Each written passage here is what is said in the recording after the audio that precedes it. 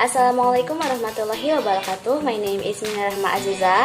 My identity number is 18 21 22 026 and I am from class A. Here I want to explain the other points of a test development process. The previous presenter has explained the 3 points.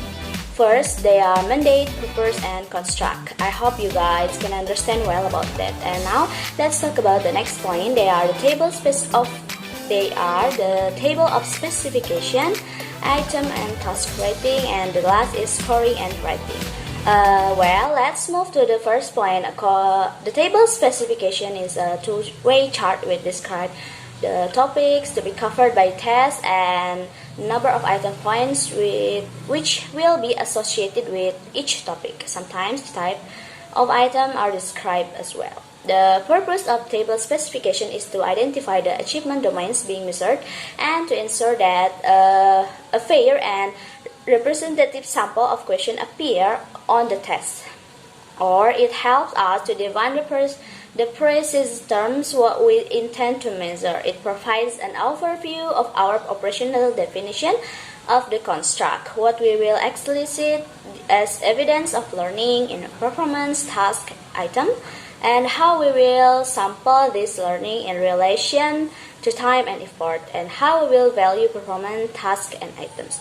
And the next is the sample of the tables of specification. Number 1 is the history file. It is a record of test development that stores information on decisions, changes, and evolution over time. History file is extremely valuable as part of the ongoing process of test development process. As you can see that the history file provides an ongoing record of the evolution of the test.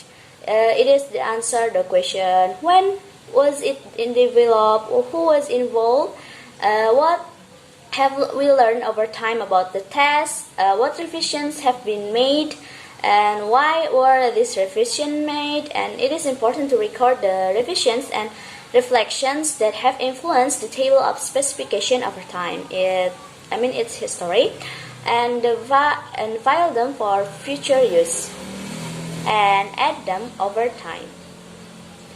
The second is the table of sample of specification. You can see that in the headings there are scale, time in minutes, weight, number of items or task, or item or task type, and resources.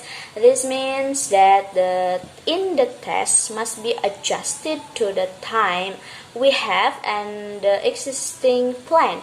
In the table of specification, need to pay attention to the important rule of thumb. Number first is look for a relationship between the amount of time given for a particular task and amount of weight it is accorded. It means we need to adjust the available time with the weight of the assigned task. For example, the time allotted for filling out the essay should be more than filling in multiple-choice questions. The second one is the relationship between tasks or items and points. Keep it simple. Notice in the sample of the specification table 4.2 the relationship between points and the number of items or tasks in the test. For example, 20 minutes are apportioned to summary writing at the beginning of the test, and this section is valued at 20% of the total. The next point is item and task rating. Item is a single unit on a test which explicit a test taker's response. Points are generally awarded by item and add up the total score on a test.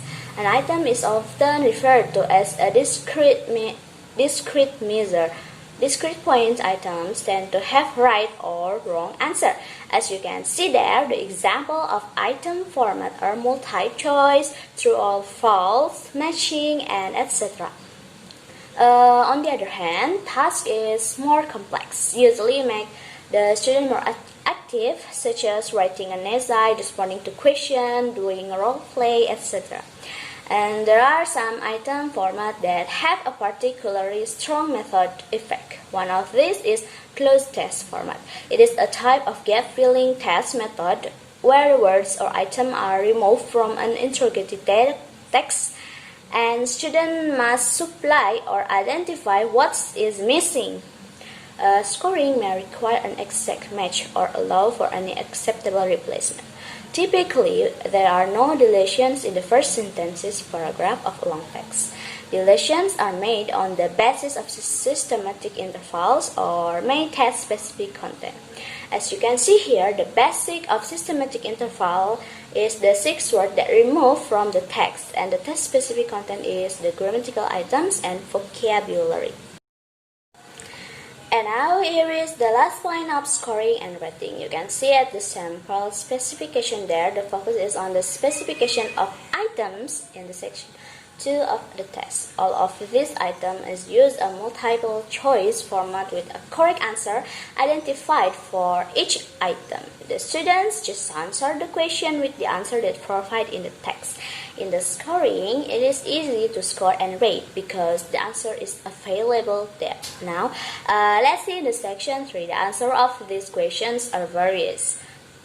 Then we note that in the table specification indicates that there will be 5 items like this and that will be awarded a maximum of 2 points. This will make the scoring of the answer that our students provide much more complicated because we will need to consider partially correct answer.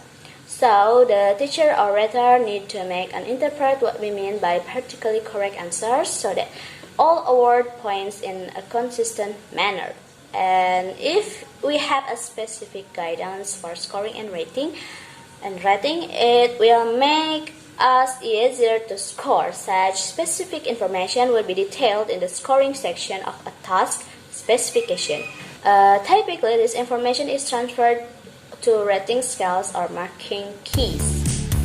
Well, all points have been told, and this is the last section of my presentation. I hope you guys can understand it well. Thanks for your nice attention. Wassalamualaikum warahmatullahi wabarakatuh.